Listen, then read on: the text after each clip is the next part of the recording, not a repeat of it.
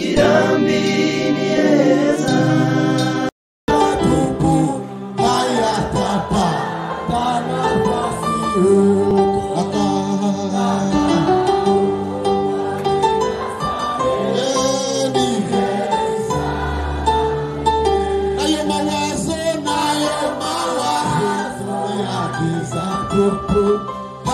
Muraho neza nshuti bavandimwe bakunze ibiganiro byacu za Kirambi TV 1 tubagezaho umunsi kundi ikaze kubana natwe mu makuru twabateguriye uyu munsi kubijanye n'umukutano wabaye mu karere k'imisozi miremire ya Minembwe uyu munsi wiyinga iminsi 11 mu kwezi kwa kabiri mwaka turimo 2024. Umunyamakuru mugiye kubana ni Byiringiro Bisa Faustin bahaye ikaze. Ni igiterane cyateguwe na Twirwaneho mu karere ka Kabingo umwe mu mihana iri mu majepfo y'akarere ka Minembwe. Uyu munsi wiyinga iki giterane kiba cyaratangiye kuva na gatanu n'iposho niyinga gisohoka ku mugoroba wiyinga iminsi 11 mu kwezi kwa kabiri mwaka turimo. Uyu mukutano witabiriwe n'abaturage benshi b'akarere ka Minembwe kuva mu mihana itandukanye y'aka karere.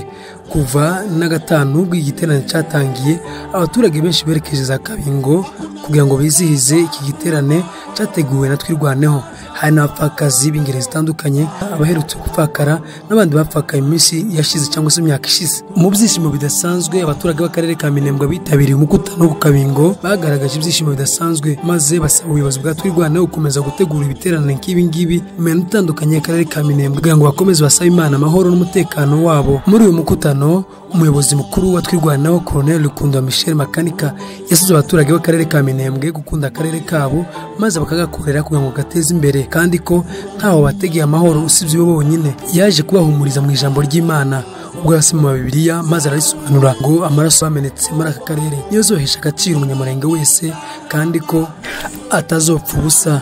Muhuza bikorwa na Twirwaneho Kamasa Ndakize Welcome n'umuvugizi wayo yavuze ko batagomba kwirwanaho gusa ku basasu ahubwo ko bagomba no kwita ku majambere y'aka karere ka Minembwe bagwanyije isuku nkeya ndetse bagakora n'amabarabara ahuza imihanda itandukanye y'aka karere. Byari bigoye imbere aho umuntu afata moto yerekeza mu mwana wundi ikaza kumugora gushikayo, ariko ubu ngubu byaroroshye cyane ufata moto ugashika mu wundi mwana vuba byihuse. Colonel Rukundo Makanika yagaragaje ibyishimo by'uyu mu ndirimbo.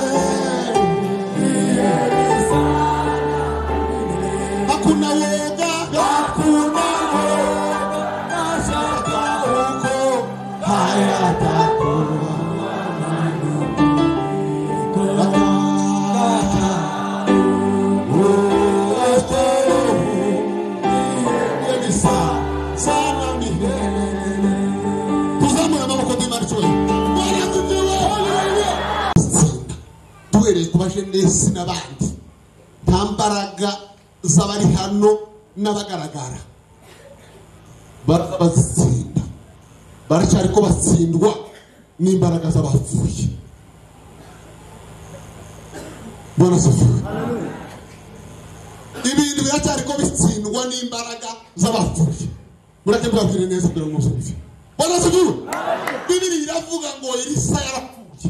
Elisa wamaze gupfa yarapfuye ngo amaze igihe yarapfuye. Bibiri iravuga ngo icyogiye ngo muri Israel ngo hitokeza udutsiko tw'abamayibari ngo twabakoresha imbunda twabagize nabi kandi ngo icyogiye n'abari bafite amaboko make.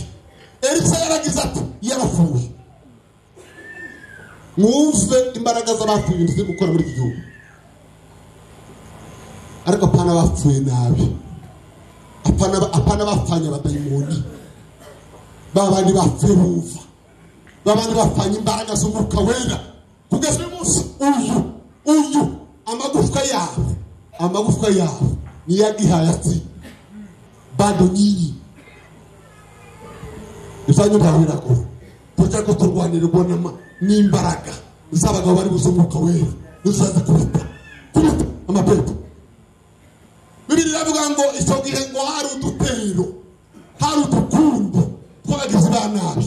None ngo umunsi umwe ngo hapfa umuntu siviriyani rayimwe arapfa. Amaze gupfa baramubangata ngo bamujanye ngo kwirimbi, ariko ngo ryarimbi baramwerekejeho ngo nayo risa n'iryo yarahambwemo. Baramujanye atanga bagiye kushita neza mwirimbi bataramugeza ngo bamushingure. Amaze ngo amacomoka igitero, amaze ngo babandi kubera ko nta kundi bari kugira ngo bari bagese neza ngo kuva yahise. Mwumva imbaraga z'abarugarira, mwumva imbaraga z'abarugarira, mwumva imbaraga z'ikibitwa n'urupfu.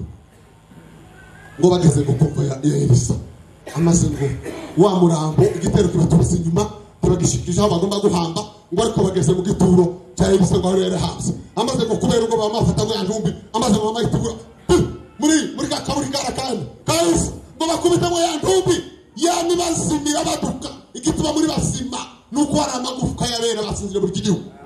Banagiwe ibyo muzakiri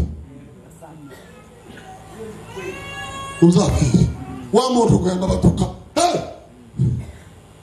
kurya biruse babona wa muntu bari guhamba nabo baduse abaje inyuma no kuri kose.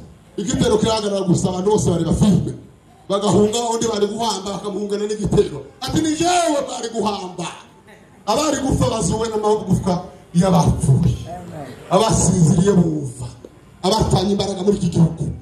Amagufwa yabo ndabarahiye bazoterekere bazane insinga z'abashinwa bazikubite iz'abanigeria bakubite iz'abahindi yote ni buri.